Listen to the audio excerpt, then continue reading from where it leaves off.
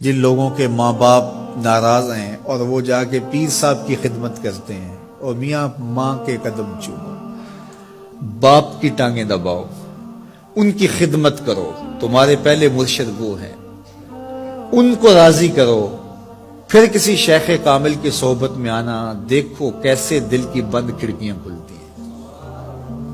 ایک مرشد تو ناراض کر رہا ہے اور دوسرے مرشد سے تمہیں کیا ملے گا؟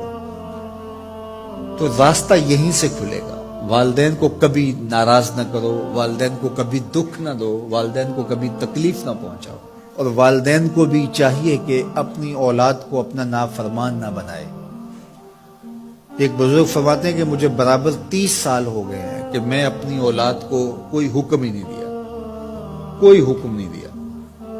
کوئی چیز مجھے چاہیے بھی ہوتی ہے تو میں بصیغہ امر نہیں کہتا، بلکہ ایسے ہی بات کر رہی ہے۔ پانی چاہیے تو یہ نہیں کہتا بیٹا پانی لے کر آؤ، میں ویسے کہتا ہوں پیاس لگی ہوئی ہے، تو اگر وہ سمجھ جائے اور وہ خود لے آئے تو اچھی بات ہے، لیکن اگر وہ نہ لائے تو میں نے اس کو حکم ہی نہیں دیا، امر ہی نہیں کیا، تو اس امر کی مخالفت ہی لازم نہیں آئے گی۔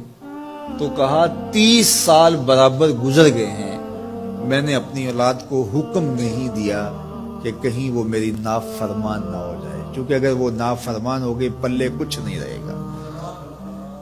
جو اولاد ماں باپ کی نافرمان ہوتی ہے وہ ہوا میں بھی اڑیں، وہ چرخ پہ بھی جھولیں، وہ زمین پہ گرنے والی ہوتی ہیں، کبھی کامیاب نہیں ہو سکتی وہ اولادیں جو ماں باپ کی گستاخ، بے ادب اور نافرمان ہوتی ہیں۔ وہی اولادیں سرخرو، کامیاب اور کامگار اور بامراد ہوتی ہیں جو ماں باپ کی خدمت کرتی ہیں، ماں باپ کی دعائیں لیتی ہیں۔ وہ ایک بچہ ماں باپ کے پاؤں دبا رہا تھا، تو ایک بچہ ایک بر اعظم میں، دوسرا دوسرے بر اعظم میں، تیسرا تیسرے بر اعظم میں بڑے بڑے کاروبار کر رہا تھا۔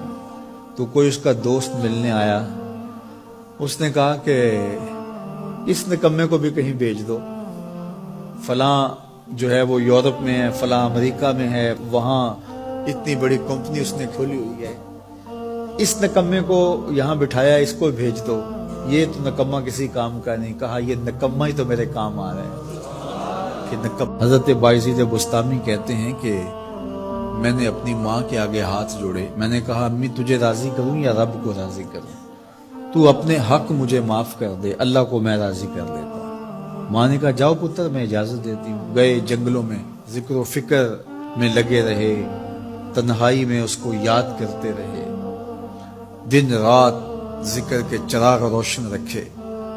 12 سال گزر گئے حق کی تلاش میں۔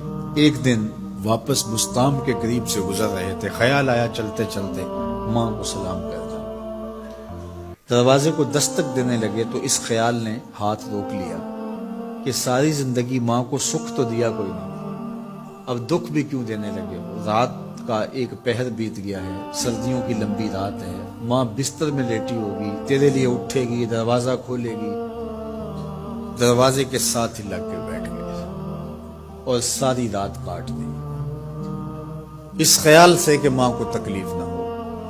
جب سحری کا وقت ہوا تو اندر سے جو نالی آتی تھی اس نالی سے پانی آیا، سمجھ گئے میری ماں تہجد کے لیے اٹھی ہے اور وضو کا پانی ہے، تو فوراً دروازے پہ دستک دی۔ اندر سے آواز آئی بیٹا بایزید میں ابھی آئی۔ مائیں بیٹوں کے دستک کے انداز سے جان لیتی ہیں یہ کس بیٹے کے ہاتھوں کا لمس ہے۔ 12 سال کے بعد آئے، دستک دی، کہا بیٹا بایزید میں ابھی آئی۔ ماں کی تو نگاہیں ہی دروازے پہ رہتی ہیں۔ اللہ اکبر۔ کہتے ہیں کہ ماں نے دروازہ کھولا، 12 سال جنگلوں کی خاک چھانتے بیت گئی تھی، پراگندہ صورت، بکھرے ہوئے بال، پھٹے ہوئے کپڑے۔ میری ماں کی جب نگاہ میرے پہ پڑی تو اس کی چشمان سے موٹے موٹے آنسو ٹپکنے لگے، اور اس نے ایسے ہاتھ پھیلا کے کہا مالک میرا بیٹا بایزید تیری طلب میں نکلا تھا، تو نے ابھی تک اسے اپنا قرب نہیں دیا۔ حضرت بایزید بستامی کہتے ہیں 12 سال کی ریاستوں سے جو کچھ نہیں ملا تھا ماں کے اٹھے ہوئے ہاتھوں سے مل گیا۔ میں نے کہا مالک میں تجھے کہاں ڈھونڈ رہا ہوں، تو کہاں موجود؟